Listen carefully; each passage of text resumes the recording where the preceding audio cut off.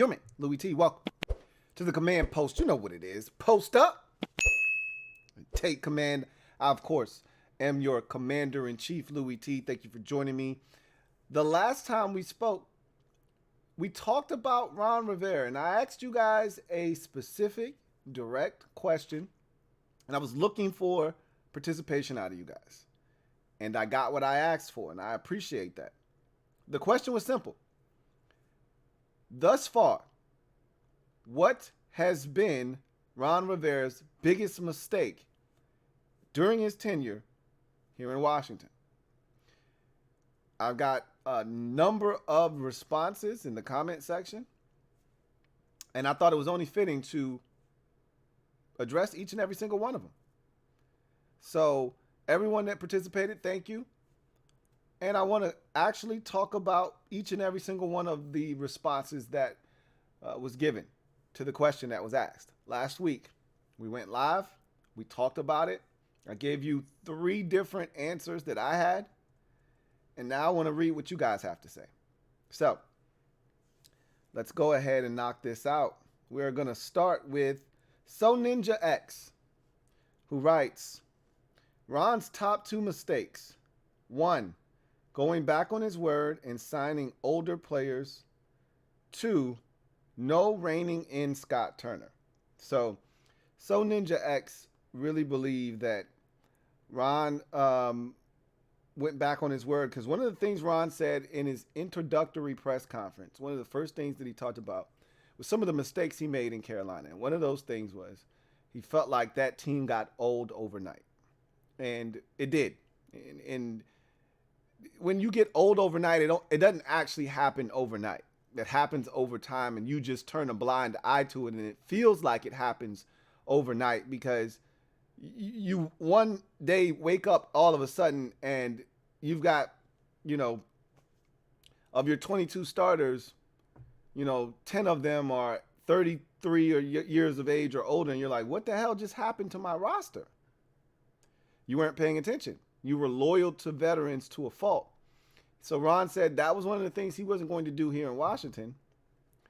And he's really, for the most part, stuck to that. He really hasn't. I mean, we've been angry at times, i.e. the cornerback position. We felt like they needed to bring in a veteran presence at cornerback instead of bringing in Rashad Wildgoose and Castro Fields to play the cornerback position, guys with no or very limited experience at a position where experience is paramount. Unless you're an elite talent, experience is paramount.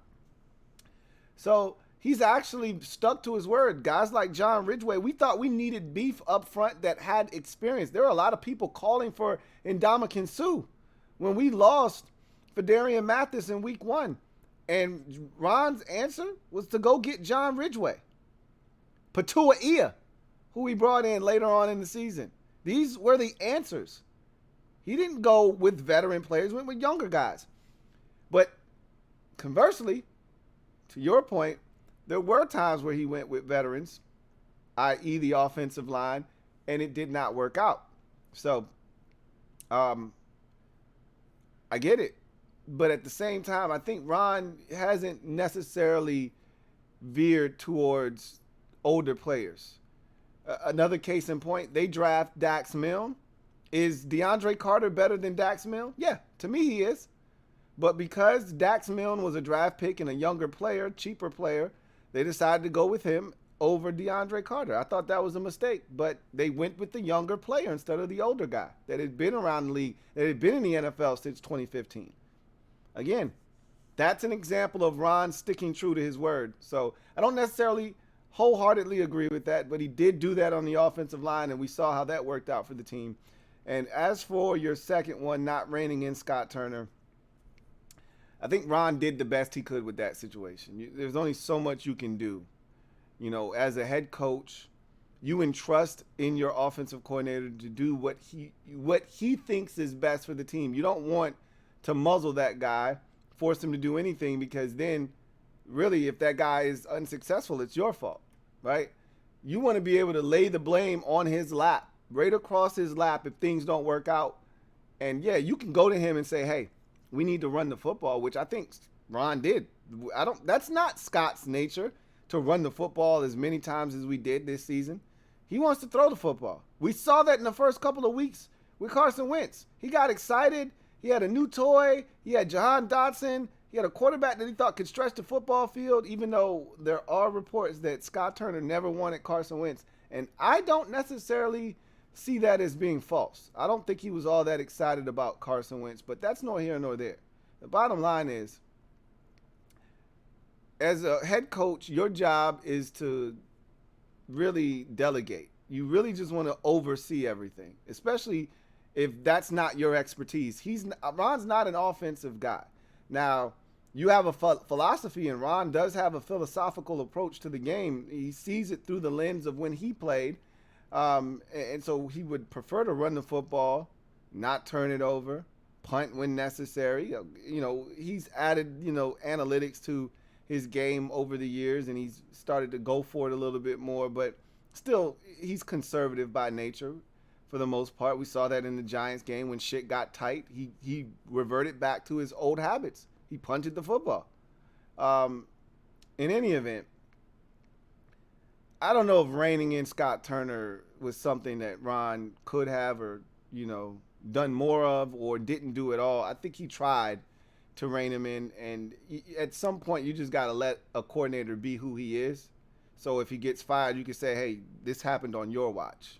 I didn't force you to do anything that you didn't want to do, which ultimately got you fired.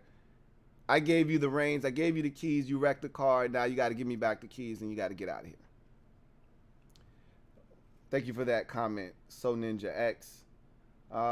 Solomon Ali writes, Ron's biggest mistake or mistakes is decimating a dominant offensive line, not finding a QB, and then trading for Wentz. So let's knock those down one at a time. Decimating a dominant O-line. I don't think this offensive line was ever dominant. I thought it was a good unit. When Ron first got here, the offensive line, I don't remember who the left guard was, but it was Trent Williams, theoretically. Now, Trent hadn't played in over a year, so we hadn't seen Trent on an NFL field since 2018 in Washington, if I'm not mistaken.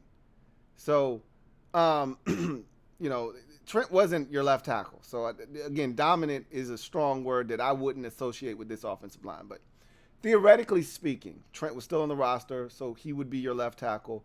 I don't remember who left guard was at that current juncture. You had Chase Roulier at center. You had Brandon Sheriff at right guard. You had Morgan Moses at right tackle. Very formidable group. Very formidable group. Whomever was at left guard, doesn't matter. That offensive line was pretty solid. It was not dominant, but to your point, it's much better than what we've been putting out on the field the last 2 years. That's for sure. That's a fact.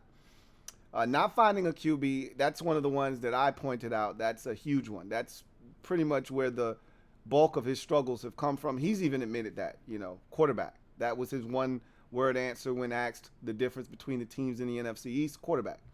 And then trading for Wentz. Ron has said that was his decision. He did all of the work. He watched all the tape and did all the analytics and all of that good stuff.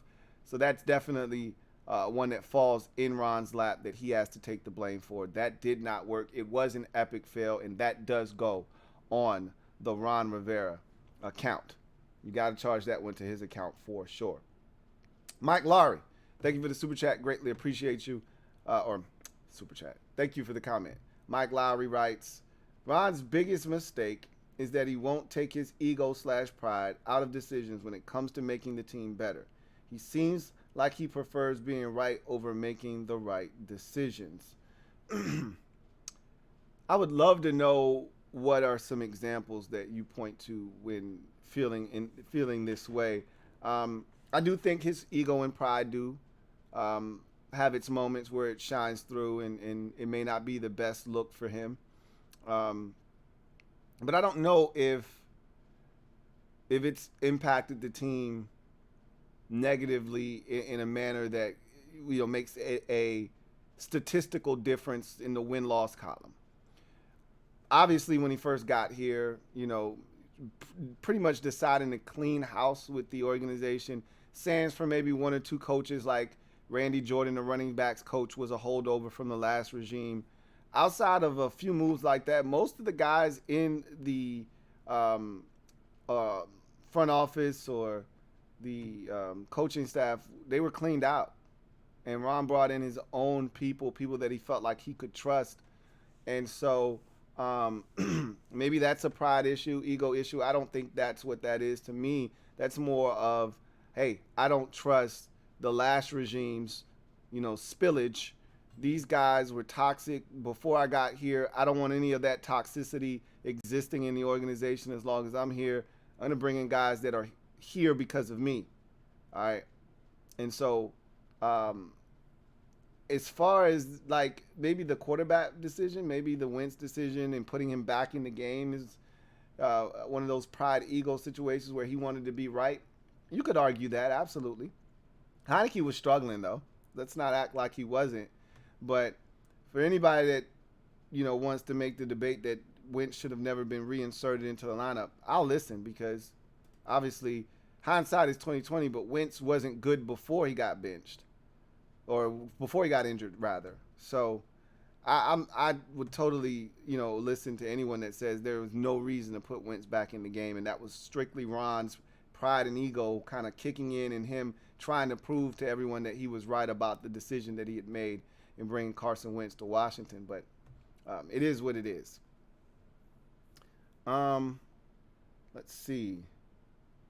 Paris Ewell writes, in my humble opinion, I believe letting Kyle Smith go and not promoting him to GM hurt the most.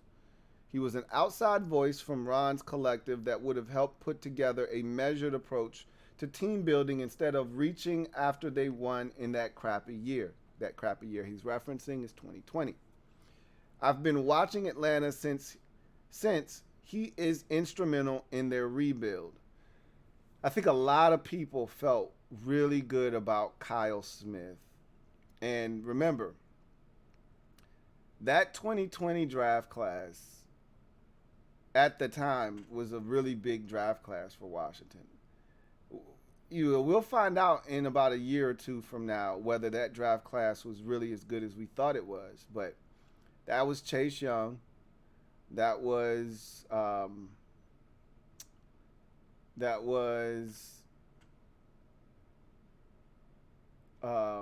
Cam Curl. That was Antonio Gibson in the third round. And I think I'm missing one more quality player, like somewhere in the fourth or fifth round somewhere. I think I'm missing one more guy. Cam Curl was a seventh rounder that year. But it felt like a really good draft class at the time. Chase Young hasn't done much of anything since that rookie season. I'm expecting a bounce back year in 2022 or 2023, honestly. Cam Curl has lived up to the expectations we put on him since that rookie season where he was phenomenal, and he's been stellar ever since. And Antonio Gibson, I felt like his, kind of fallen off. The turnovers and, the fumbling issue that he had in 2021 kind of cost him the opportunity to be the guy in 2022 that really forced them to go out and get Brian Robinson, and the rest is history. So his role has diminished on the team. But, Kyle Smith seemed like a smart guy. We'll see what happens in Atlanta, and, we'll see what happens here. We've gotten better as a football team, whether you want to admit it or not. We've gotten better. Now, it was going to be hard to get any worse than what we were when Ron showed up here. But we've gotten better. Make no mistake about it. We're a much better football team than when Ron inherited it. So, Kyle Smith had a hand in it that first year. And I feel like Kyle had something to do with a lot of those free agents that were brought in. Those guys were huge. J.D. McKissick, Wes Schweitzer, Kendall Fuller, Logan Thomas. These were all guys that were in that first wave of free agents. Cornelius Lucas. that first year in 2020 that have been mainstays for the duration of Ron's tenure. So, it wasn't just the drafting that Kyle Smith was responsible for. It was also a lot of those free agent pickups. So, anyway, that's not a bad one at all, Paris. Thank you for that comment. Tougher guy writes, taking this bullet vest job. We heard that a couple of times on that live stream, that taking the job was his biggest mistake. Too much on any human being's plate to deal with this insanity. Sad it seems to be ending on a sour note when it started so promising and just a QB away. We all pulled for Ron and he made some improvements in a hostile name change environment. I hope he is paid well because he stood our sidelines when many a man would have not. He says, it may or may not be over, but Dan must go. Hail. There's a lot of truth in that comment. Ron, I've already said, I've already said that as fans, we're indebted to Ron for what he's had to endure. Number one, cancer, name change, all the, it really intensified when he got here. Jay Gruden, Joe Gibbs, none of these previous coaches, Mike Shanahan, none of them had to deal with what Ron Rivera had to deal with. It's been the worst since he's taken over. So from that standpoint right there, you got to step back and say, look, you may not love what Ron has done as a head coach, but Ron has had to endure a lot, more than any other coach probably in the history of this franchise. And there's been a lot of turmoil in this franchise going back to, the days of this team being run by a racist owner. There's been a lot of turmoil, but I don't know if any coach has had to deal with more of it than Ron Rivera. That said, I've always said Ron's biggest thing when he was coming in here was going to be changing the culture. And he's done that. And I said, I thank you for that, Ron. I don't know if there's going to be anything else Ron can do, any other value he can provide for this organization. We'll see. But I think ultimately that will be the legacy that he leaves when he's no longer here in Washington, which is he helped change how people viewed this organization from the outside looking in. Yeah, it's still a mess on the field. The product still isn't good enough. But at least you're not the dumpster fire that you once were when Jay Gruden was here and you were winning 3 games when he was out and you had no talent. Still winning 7 games like Jay Gruden was before the bottom fell out. But it's a much more talented team, and the vision for what we think it can be is starting to move in the direction of being highly competitive. You just need to fill in a couple of the blanks. But I don't know if he's the guy that's going to be able to bring the people in here that are going to be able to coach these guys up and get the most out of them, and that's the problem. But culture-wise, he's done a great job. With the hand that he was dealt, he's done a hell of a job. So I definitely think there's a little bit of truth to what Tougher Guy said, for sure. Thank you for the comment. Thomas Covell writes, Ron's biggest mistake is not learning from what happened in Carolina. He should have changed his ways and personnel. He brought in Carolina retreads, same results. You know what? There's, again, truth to that statement. He talked about learning from mistakes in Carolina. And usually when guys get hired a second time as a head coach, you want to do the opposite of what you did the first time, because clearly whatever you were doing the first time did not work. It got you fired, and you vowed to yourself, if I were to get another chance, here are the things that I'm going to do differently. Maybe one of the things he didn't think was problematic was his staff when he was in Carolina. And as a matter of fact, if you were arguing for Ron in that situation, his guys were getting head coaching jobs. Sean McDermott is still the head coach of the Buffalo Bills.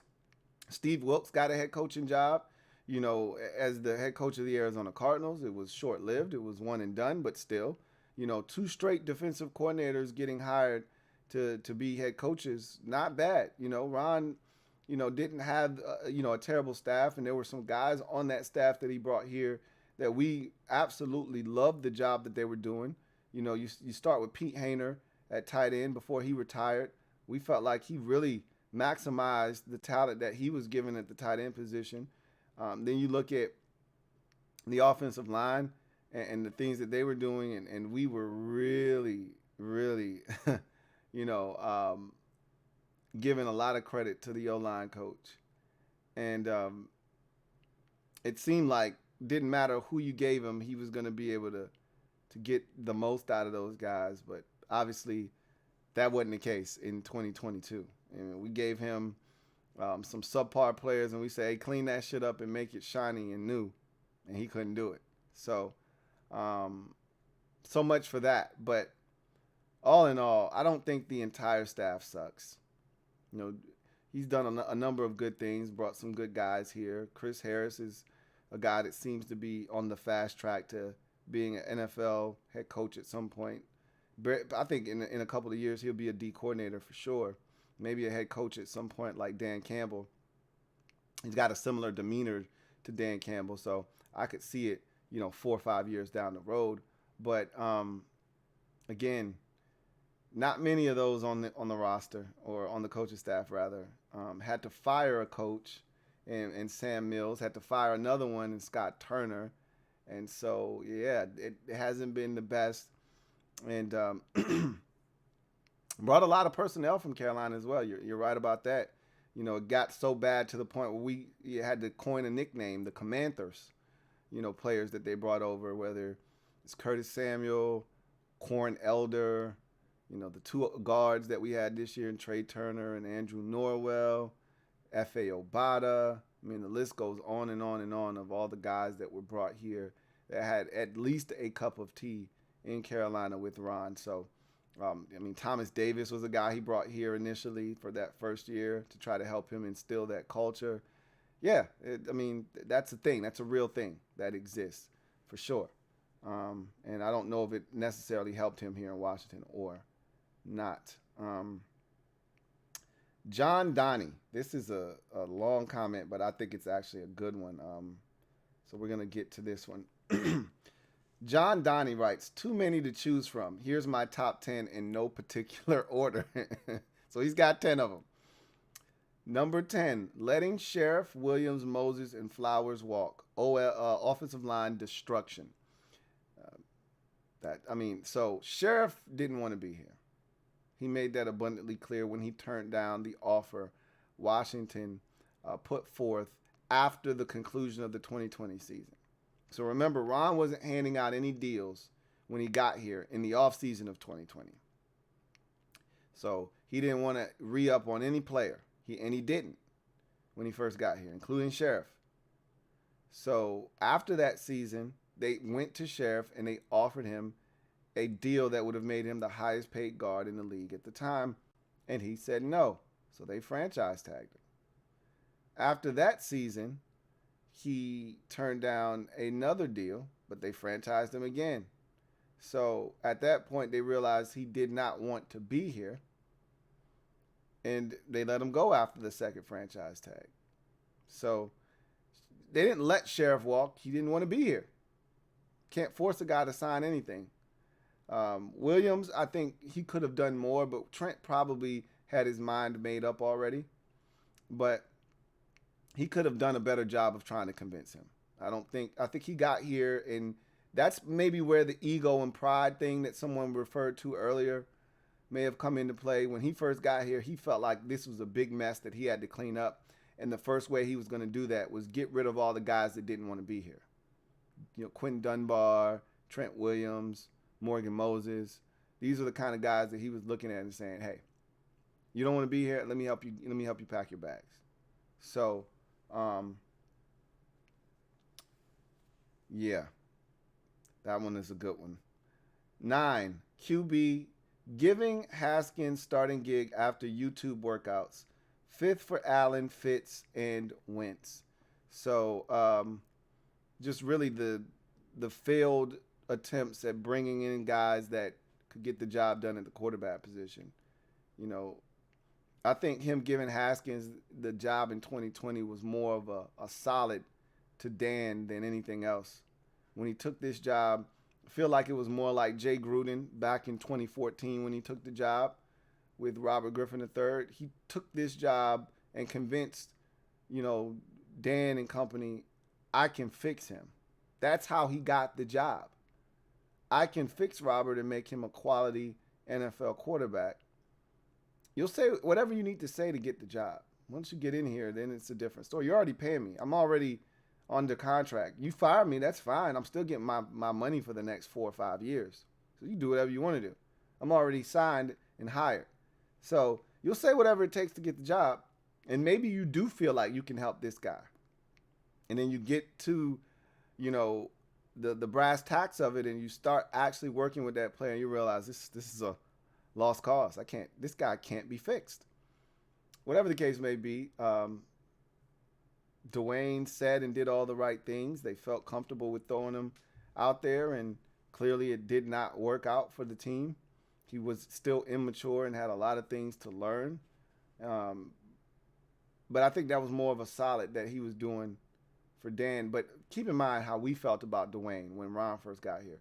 We were encouraged by what we saw at the end of 2019, at the end of his rookie season. So we could sit here and play, you know, the hindsight is 2020 game. But the fact of the matter is we wanted to see more. We all wanted to see more. There may have been a few of you out there, maybe a little bit more than a few, that felt like Dwayne was never going to be good.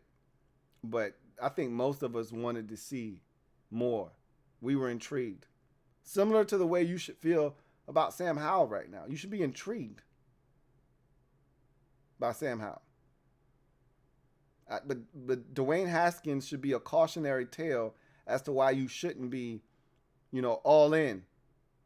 I know different quarterback, different set of circumstances. I'm aware of all of this, you know.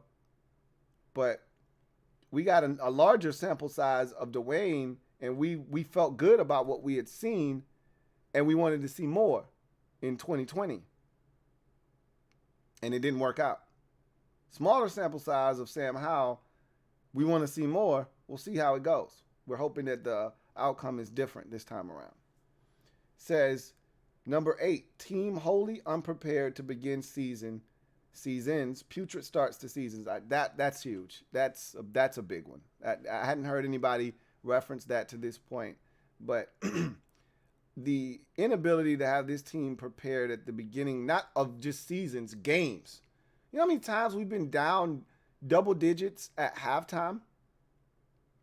I heard some ridiculous stat that stated that Washington under Ron Rivera has been down by 3 scores or more 9 times under Ron Rivera. At the half, we're down 3 scores or more. I mean, I could probably think of at least 5 to 7 right off the top of the dome.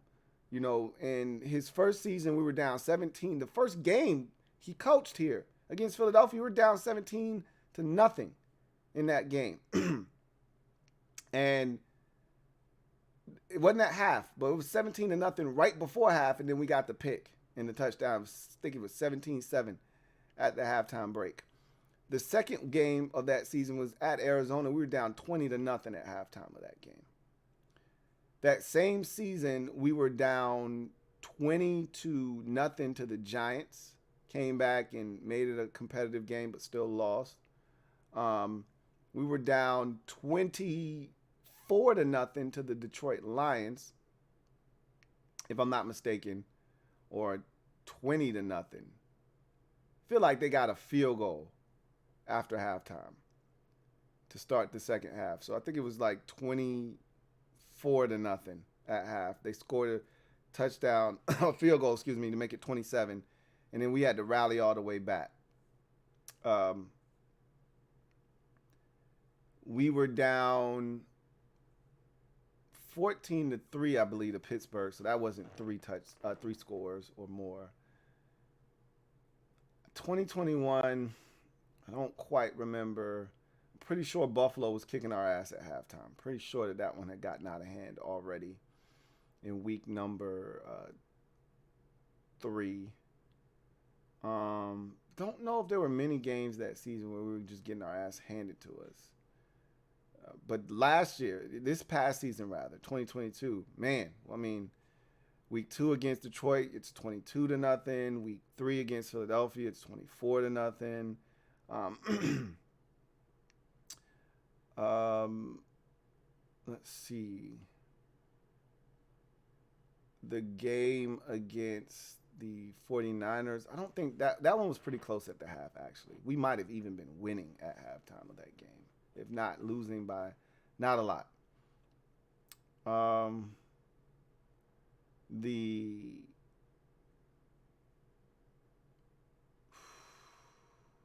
trying to think, are there any other games that we were down by significant points in? I don't know how many I just gave you, though. I had to have given you at least 6 or 7 just now. So, yeah. So, it's not just seasons. In each of the 3 seasons, we've gotten off to slow starts. 2021 wasn't as slow as 2020 in this past season, 2022, where we got off to a 1-5 start in 2020 and a 1-4 start this year. 2021 was a 2-2 start, and then we proceeded to lose 4 straight and head into the bye at 2-6. So that wasn't as bad, but yeah, you get the picture that he's trying to paint here. We've been totally unprepared to start games and seasons, and that's a losing recipe in this league. Hiring a trainer who gets rated by the FBI, yeah, that never helps. That's one of his boys from Carolina. Linebacking core, overdrafting of Davis, and only linebacker he inherited, Holcomb. You would think that with 2 former NFL linebackers, longtime linebackers, being coaches we would be better off at that position, but we haven't been. That's actually been one of my biggest pet peeves with just the staff overall and their inability to have a position that they should be really good at identifying talent at, just not being able to do that at a high level. You should be able to find a 5th, 6th, or 7th round linebacker when you've got a head coach that was a linebacker in the league and a defensive coordinator who also was a linebacker in the NFL for many years. You would think that, we don't need to draft anybody in the 1st, 2nd, 3rd round. We can get a guy in the 4th, 5th, 6th round, and he turned out to be a stud because we know exactly what we're looking for. We know exactly what skill set is necessary to thrive in our defense, and we know, what traits they need to possess, and we can find that in any round. Hasn't been the case. Number 5, being influential in naming this team the Commanders. I don't really know if I agree with that one. I don't think he had as much input as people think. He was a part of that process, but it was more of him just saying, yeah, I like that, or nah, I don't really know if I like that. But the owner isn't going to allow a coach who literally just got here months ago. Remember, Ron became the head coach of the Washington Redskins in January of 2020. By July of 2020, we were changing the name to the Washington Football Team. At that point, you're starting to run through the different names that this organization can change itself to. You're not asking a coach who just got here not too long ago what he thinks. Other than, hey, what do you think about this, design? Maybe he had a lot more input than I'm giving him credit for. I don't think he did. I don't think he was like super influential. I think he, maybe had a smidge of input, but not enough to really sway the decision-making process. I could be wrong about that. Starting Wentz versus Cleveland with playoffs on the line and being clueless that the playoffs were on the line. Clown. Yeah, that was a pretty bad look for Ron Rivera. I've said it, I said it then, I said it in the moment, and I said it afterwards. I didn't have a problem with him starting Wentz. That was never the problem for me. Yeah, and we could, debate back and forth whether Wentz should have ever gotten back in the lineup after he was healthy enough to play.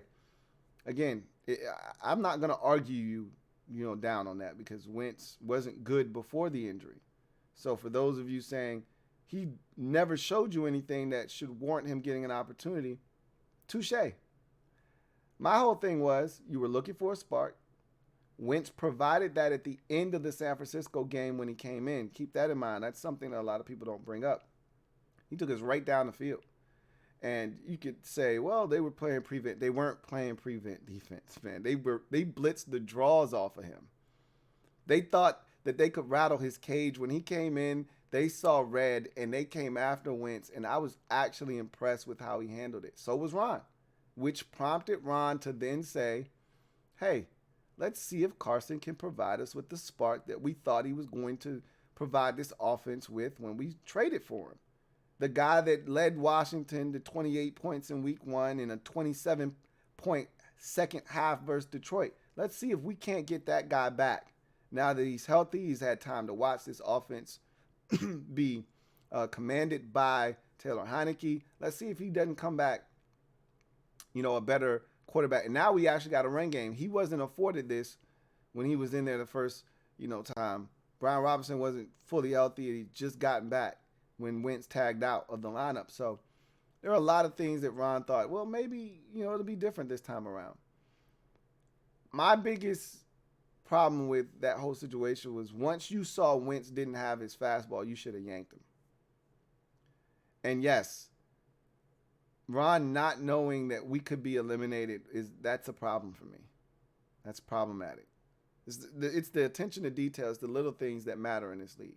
And if I can't count on my coach to know what the playoff scenarios are that late into the season, it'd be one thing if it was week 12 and there's still, 6 weeks of football left. Okay, yeah, no, you're tripping. We were in week 17, dude. There's 1 week of football left. If you don't know what the situation is by then, we got problems.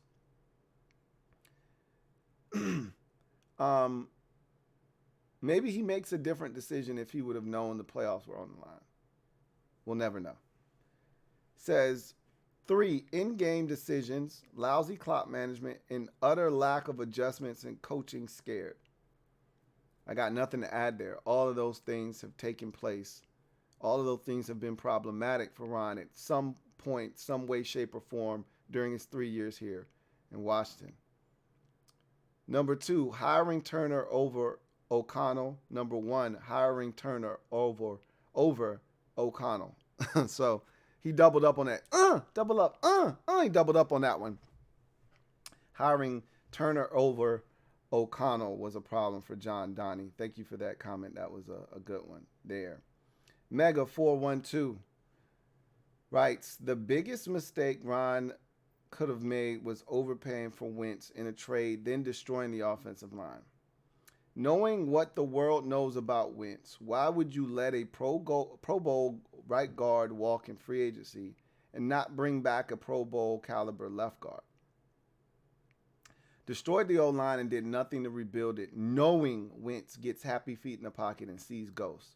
Blows my mind. So let's get one thing straight.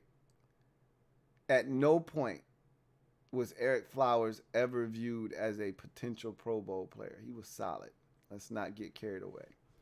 That said, he was way better than what they replaced him with in Andrew Norwell, if you ask me.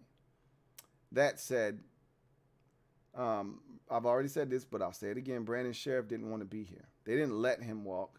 He didn't want to be here. They had no control over him. Ron and company offered him a deal that would have made him the highest paid guard, and he was like, "Nah, I'm good. Thanks, but no thanks. I'm going to Jacksonville." And he did. So they, to your point though, and I agree with this wholeheartedly. In their mind, they thought they were doing that, bringing in Andrew Norwell and Trey Turner. They thought they were fortifying this offensive line. They didn't think they were weakening it. They thought they were fortifying it. We all know the truth. Now, in the moment, we didn't necessarily love the moves, but we were taking a wait and see approach. because John Matsko, who I alluded to earlier, the offensive line coach, we thought he could turn, you know, water into wine. You know, we thought he was capable of walking on water at one point. Like, hey, get this guy anything, and he'll turn it into a solid offensive line. That we put that theory to test in 2022, and we found out the hard way that John Masco's good at his job. He's not that damn good though. Okay, he's not a miracle worker. So, yeah, the offensive line definitely regressed. And in bringing in Wentz, you knew you had to protect him, and they didn't. Now they didn't account for Chase Roulier getting injured. That's huge. That's the second year in a row. Not only did he get hurt, but his backup, you know, gets hurt. And that kills you. You know, now you're on your third string center. I think we ended up playing 4 different centers this year. I think we played 5 different centers last year. That kills you. You know, absolutely kills you. Samuel Hatley writes, Ron's biggest mistake, not hiring Kevin O'Connell. So that's, I think, the second or third time we've heard that answer given. And you know what? That's not a bad response, because I was thinking about this, I think of like three weeks to a month ago, about how different things might have been if Kevin O'Connell had stuck around. And again, I think this was Ron's, you know, I don't want to call it pride or ego. I think this was more of Ron's defense mechanism kicking in. Like, I just don't trust anybody that was here. Was stopping Kevin O'Connell from going to Dan's office and saying, hey, Dwayne Haskins, I can coach him up. Ron doesn't believe in him, but I do. Get rid of him, make me the head coach. I'll show you what I can do. Like, and I don't think Kevin O'Connell would have done that, but Ron can't know that. He didn't know these guys before getting here. So I just felt like if you were going to go with Dwayne Haskins, the best option was to keep the continuity that you had in 2019, which was Kevin O'Connell calling the plays, and allow him to have a full offseason to just get better at being an NFL quarterback and not having to worry about learning a brand new playbook. And so I thought the continuity of Kevin O'Connell would have done wonders for the offense. But anyway, such is life. That could be viewed as a big mistake. Obviously, who he hired was probably even a bigger mistake than not retaining Kevin O'Connell. Because if he had brought in a good coordinator, we wouldn't even be having the Kevin O'Connell discussion. It's not that he didn't retain Kevin O'Connell, it's that he brought in Scott Turner. Christopher Wiggins writes, I think where Ron went wrong was being too loyal to his guys to a fault and not thinking outside the box for a change. This is your second coaching stint. You have to switch it up sometimes. Change is good, but it just doesn't connect for him. We've been a franchise quarterback away for years. I'm just really started to think Cam saved him for real, because Ron's clock management and coaching is very inconsistent at times. I think there's a lot of truth to that statement. And the more I watch Ron, and I told you guys, I think this was like a week ago, I said I watched some Cam Newton footage. And, it just reminded you, damn, Cam was a bad boy, man. He was a bad, bad man. I'm starting to think that a lot of Ron's success was Cam Newton. After watching him for 3 years on the sidelines, seeing how he goes about his business, there's a lot of qualities about Ron Rivera that I like. But there are also a lot of things that I think prohibit him from being an elite NFL head coach. And I don't think you can change a lot of those things. I just think that's who he is in his nature. And thus, in order to combat that, you got to have an elite player at the best position in the sport. We don't have that. So if you don't have that guy that can overcome some of Ron Rivera's shortcomings like Cam Newton once could, then your flaws are amplified and they're highlighted, and we get to see them on full display. And I think we've seen that. And I do think there's some truth to Cam Newton really elevating Ron Rivera's stock, if you will. Because what ultimately got Ron fired was Cam Newton getting injured. In the years where Cam was healthy, they were competitive. It wasn't always pretty, but they were competitive. And they had some really good seasons, 12-4, 15-1. They had some really good seasons. There were some not good, not so good seasons, and they still made it to the playoffs. They had a 7-8-1 season in a year where they won the division. At the end of the day, I think that's a really good comment there by Christopher Wiggins. I think a lot of what he said rings true and could be viewed as one of the biggest mistakes Ron has made. B. Smitty writes, I think Ron's biggest mistake, hands down, was making the trade for Carson Wentz. I mean, it was a big mistake. But can we say biggest? Being that it has happened, I think it's the most recent biggest, but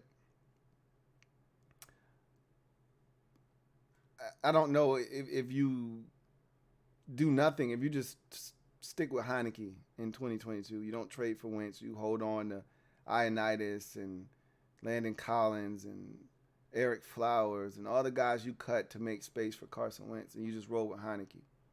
Keep your third-round pick. You add another player in the draft as well.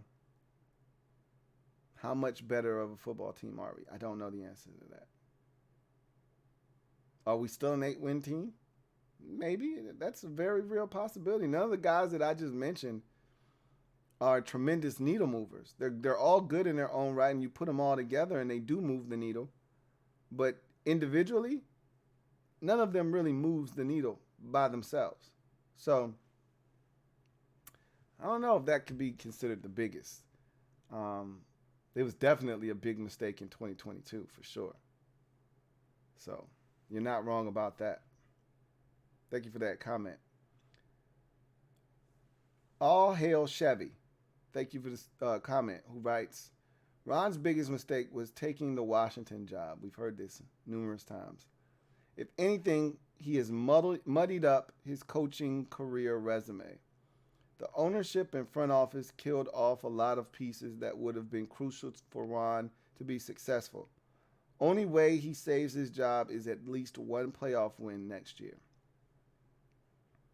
Yeah, I think just getting to the playoffs may not be good enough. Now, I'll say this. You win 11 games next year. Don't know if that'll be good enough to win the division or not. I don't think this division is going to be as good as it was this year because you're not playing Jacksonville, Indy, Houston, and Tennessee. You're not playing Green Bay, Detroit, Chicago, and Minnesota. So I don't think this division is going to be as good as it was. And I'll go on record of saying that. And I'm going to say it all offseason, and I'm going to say it going into the season. This division will not be what it was this past year. That said, say you navigate this schedule somehow, some way. That would probably mean Sam Howell's the real deal. And you win 11 games, but you fail to win the playoff game. You go on the road, say 11 games isn't good enough. You go on the road, and you lose. But you don't get your ass whooped. You just, let's say you lose the game 27-23. Is Ron getting fired after that? I don't know. And obviously, you got to see how the season plays out because if you start the season off 9-3 and then you finish the season 11-6, well, you didn't finish up very strong. And there could be a case made for you getting fired. But if you start off the season 4-6 and then you win 7 straight to make the playoffs, and then you just barely fall short, maybe there's a case for you sticking around. You know what I'm saying? So it's all in how it happens. I think if you want to be safe, if you're Ron, you need to win and win big, which means you need to win at least a playoff game. Not only get to the playoffs, but win a playoff game. That's a big ask for a guy who hasn't had more than 8 wins in any season here in Washington thus far. So we'll see how it happens. Daily Grind. writes, biggest mistake Ron has made thus far is the lack of accountability. Being raised in the South, I was taught the importance of a man's word, the importance a man's word has. Excuse me. If you say you're going to do something, you better damn well do it. If you make a decision and it's a bad one, own that shit. Um, there's been a lot of that with me in particular, criticizing Ron for not just taking accountability and saying, yeah, no, we effed that up. Look, Ron made it abundantly clear when he got here. He said, if we ask you to do something and it does not work, we will fall on the sword. We will take the blame. I will take the blame. But if you want to do things your way and it doesn't work, I cannot help you and I won't. He was very adamant about that. So, I think, though, there were too many times where Ron was willing to kind of point blame in a different direction or just not acknowledge something that had gone down on his watch, or he'd make some kind of cockamamie excuse for why he mangled the clock in a critical situation, and you're just like, bro, that's not good enough.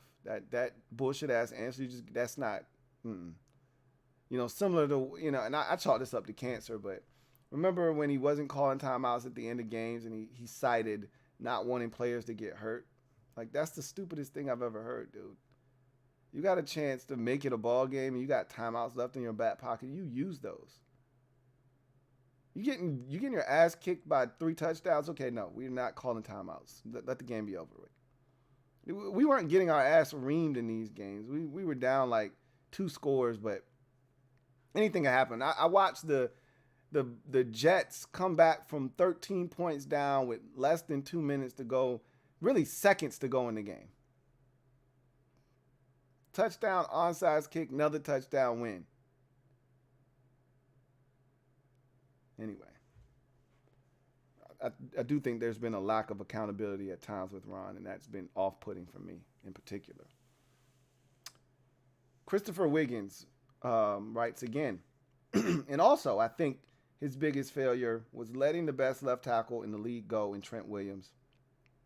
I watched him last week against Dallas, and he's still so dominant and the best ever future Hall of Famer. I don't know why Ron and staff didn't make him a top priority and make amends with him. It's crazy to me. I can't wait until Dan's silly ass sells the team.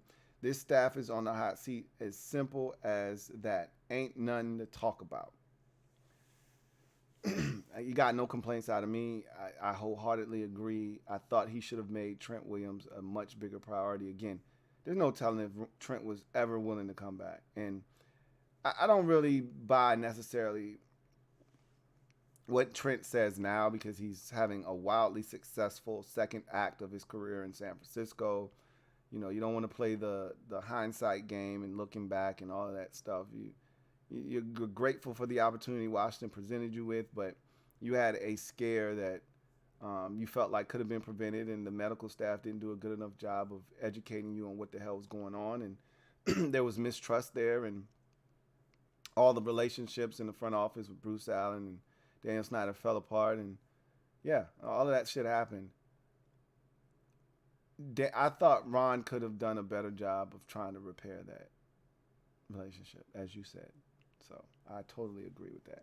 And yeah, I was watching him in that Dallas game too, just thinking to myself, my God, Trent Williams is such a badass. And to think, we haven't had a Hall of Fame caliber player on our team in decades. He was going to be the one, and we screwed that up. And when it's all said and done, Brandon Sheriff may ultimately end up being a Hall of Famer as well. And we screwed that up too. So Raymond Johnson writes, I think the biggest mistake is not trying to keep Trent Williams here when he got here. So we just talked about that, and that's a big deal. That's a big effing deal, because we're struggling at left tackle a bit with Charles Leno Jr. right now. So we, if you're a long enough Washington fan, we were spoiled at left tackle for a little while there. There was a stretch there where we had some really quality left tackles. You started with Samuels, and then there was a brief little period there, you know, mm, I'd say maybe a year or two where there was no Chris Samuels. He retired, and then we seamlessly transitioned into Trent Williams. You know, Shanahan got here, and I want to say Williams was his first pick in 2010. I'm going to say Trent Williams was Mike and Kyle Shanahan's first pick that year. It's Trent Williams. I think we might have gone through the Zorn years without Samuels. So, and it might have been a little bit earlier than that because I think Samuel played 9 years and he got drafted in either 99 or 2000. So you're probably talking about either '08 or '09 he retired. And then we got Trent Williams like the next year after that. So we were spoiled, man. We've been spoiled. So it's tough seeing what we're going through right now because we really never had, you know, when Trent was healthy, we didn't have blindside, you know, issues. When Samuels was healthy, we didn't have blindside issues protecting the quarterback. Hell, there was a stretch there, you know, when Samuels was here with John Jansen on the other side. We didn't have offensive tackle problems at all. Anyway, I digress. Etsy Dan writes, keeping Turner more than 2 seasons was Ron's biggest mistake. I didn't have a big enough gripe with Scott Turner to get rid of him after 2 seasons. I actually thought he was really good in his first year here. Second year, I thought it was more of, you know, the lack of quarterback consistency. And, you know, we didn't have a ton of weapons. Curtis Samuel got injured, and so you kind of were dealing with the same shit you had the year prior from a skill position standpoint. So I wasn't as down on Scott Turner going into that third year as many of you were. I thought as he got more weapons, he actually got worse as a play caller, which is crazy to me. Santiago Bond writes, Ron has several mistakes that were unnecessary. Not having a good O-line, too many starting quarterbacks, experimenting with the running back and not getting a natural running back.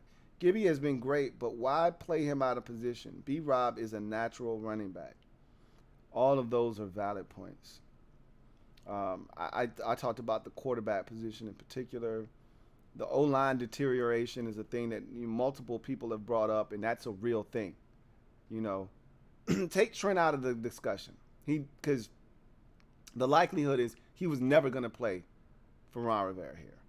Okay, take him out. You still had an offensive line that, at a bare minimum, from center over the right tackle, looked like this with Rouillet, Sheriff, and Moses. And Moses and Rouillet, or Moses and Sheriff, were damn near best friends on the team. And I think when they got rid of Morgan Moses, I think Sheriff was like, okay, I don't want to be here. I don't want to be a part of this. So I thought when you moved on from Moses, you killed 2 birds with 1 stone that you weren't necessarily looking to kill either, honestly. So, yeah. Experimenting with the running back position is an interesting one. I think that's more on Scott Turner. I think Scott Turner convinced everyone that, hey, this kid could be Christian McCaffrey 2.0. And I think everybody kind of bought in. And that first year, I was convinced Gibson's going to be dynamic. And they never quite figured out how to utilize all of his skill sets. Still don't think they're doing that to this day.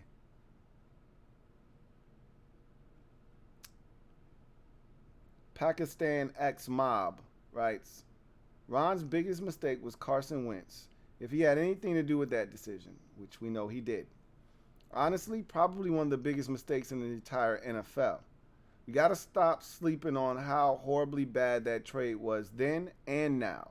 If you told me Wentz was going to be our quarterback 3-4 years ago, I'd laugh at you. Well, Um, it turned out to be a really bad trade. And you know what? I can't do the hindsight thing because I know how I felt in the moment. I didn't love the trade, but I was more indifferent than anything else. I didn't feel like, oh my God, this is a horrible trade. And I didn't feel like, oh my God, we just stole from Indianapolis. I felt like, I don't know if I want Carson Wentz. Why the hell? We had to do something. Clearly, we weren't going to go into the season with Taylor Heineke as our starter. So they had to do something, but I don't know. I was like, I don't think this is it, though. But I wasn't 100% sure that it wasn't. And then, the more you digged into Indy's season last year and you looked at his numbers, and the numbers can be deceiving, and I told you guys as much, but I just said if we can get the guy that I saw in Indy last year, we'll make the playoffs. And had we gotten 27-7, we would have made the playoffs this year. But clearly that is not what we got.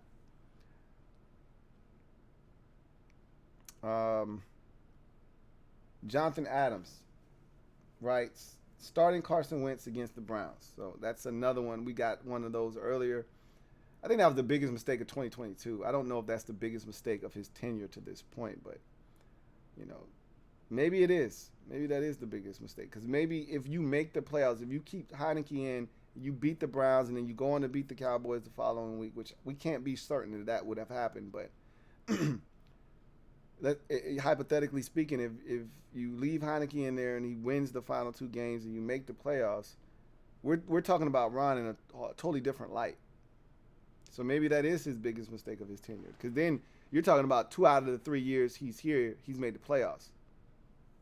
Now you're talking about 1 out of 3, and that one season was a 7-10 or a 7-9 rather campaign, where the rest of the division was absolutely hot garbage. So, Billy Salsa writes, bringing in Carson Wentz.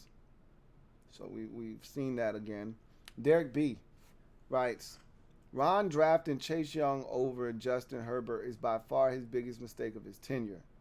It has a chance to be the biggest mistake in franchise history.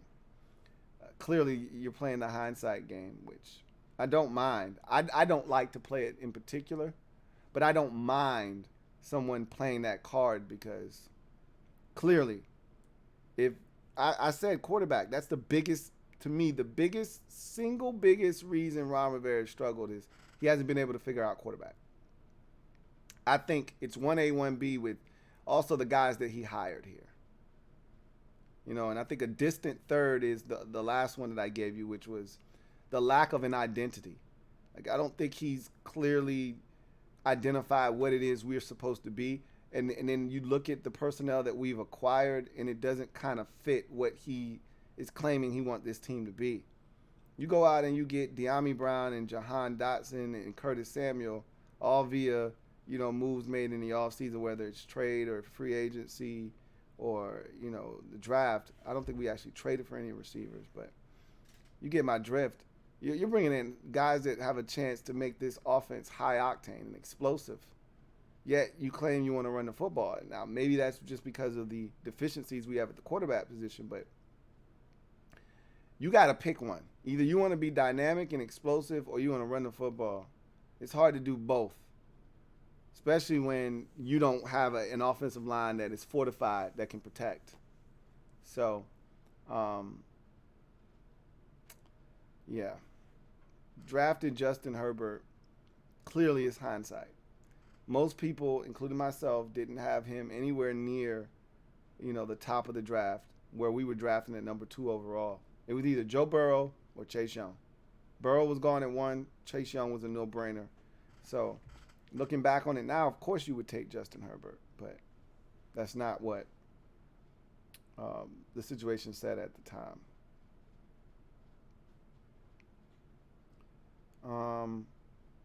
VT Soldier 2010 writes, hiring his friends and not the best candidate for the job. He should have kept O'Connell and not hired Scott Turner. Heard that one numerous times, and again, that's not something that I disagree with. I don't necessarily disagree with that take. Robert Dooley writes, mistake 1, reaching for Wentz. Mistake 2, replacing Heineke with Wentz. So that there's a lot in that comment. going after Wentz is one separate issue, and then taking Heineke out of the lineup is a separate issue. We've addressed both of them already. I really don't have anything to add to that one. I really don't. Alante Etheridge writes, getting Wentz. We've heard that one. That's a big one people can't get past because not only did you go out and trade for Wentz, gave up draft capital, but you inherited his contract, gave him $28 million, which forced you to then have to cut guys and make them cap casualties to fit his $28 million salary under the cap because you didn't want to extend him because if he sucked like he did, you didn't want to be on the hook for any more money. So you wanted to be able to offload him without any penalty if he wasn't the guy you were looking for. So adjustments had to be made, and it cost us at several spots, specifically from a depth perspective. So, yeah, there was definitely a ripple effect when you go out and you trade for Carson Wentz. Mark David writes, quarterback. Absolutely. I've talked about that. I think that's probably the biggest thing to this point. So, those were all the comments that I received. I find it fascinating that a lot of you kind of lament the Trent Williams, decision. Obviously, the freshest in everyone's mind is Carson Wentz, so we got a lot of those. But I think, some of the ones that stuck out to me, were surrounding, Kevin O'Connell, some of the decisions like Antonio Gibson at running back, some of those things. Some of the personnel that he brought here from Carolina that didn't necessarily work in Carolina, which is what got you fired in the first place. You bring them to Washington looking for a change, but you're doing the same thing. There were some really interesting answers in there. I appreciate everyone for participating. Ron's made some mistakes, clearly. And that's put him in this predicament that we're going into year 4 and he needs a big season. And it can't just be eking into the playoffs because, as someone mentioned, you may have to also win a game if you barely make it into the playoffs. You make it in comfortably, and you may be able to lose in the first round, but get another opportunity. We'll see. Obviously, ownership changes everything. If as long as Dan's here, Ron's got a job. The minute that Dan gets out of here, Ron becomes very expendable.